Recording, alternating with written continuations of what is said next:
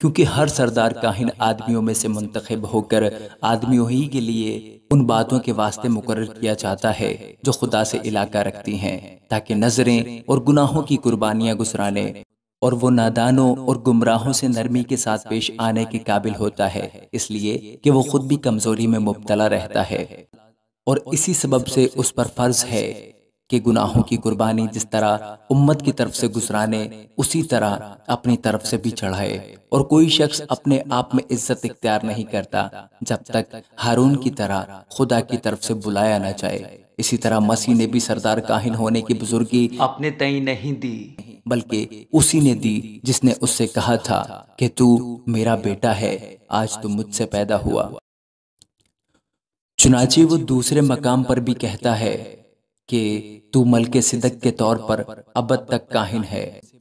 اس نے اپنی بشریت کے دنوں میں زور زور سے پکار کر اور آنسو بہا بہا کر اسی سے دعائیں اور التجائیں کی جو اس کو موت سے بچا سکتا تھا، اور خدا ترسی کے سبب سے اس کی سنی گئی، اور باوجود بیٹا ہونے کے اس نے دکھ اٹھا اٹھا کر فرما برداری سیکھی، اور کامل بن کر اپنے سب فرما برداروں کے لیے ابدی نجات کا باعث ہوا، اور اسے خدا کی طرف سے ملک صدق کے طور کے سردار کاہن کا خطاب ملا۔ اس کے بارے میں ہمیں بہت سی باتیں کہنا ہے جن کا سمجھانا مشکل ہے، اس لیے کہ تم اونچا سننے لگے ہو۔ وقت کے خیال سے تو تمہیں استاد ہونا چاہیے تھا، مگر اب اس بات کی حاجت ہے کہ کوئی شخص خدا کے کلام کے ابتدائی اصول تمہیں پھر سے سکھائے، اور سخت غذا کی جگہ تمہیں دودھ پینے کی حاجت پڑ گئی،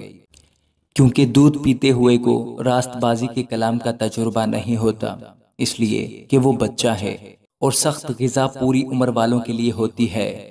جن کے حواس کام کرتے کرتے نیک و بد میں امتیاز کرنے کے لیے تیز ہو گئے ہیں۔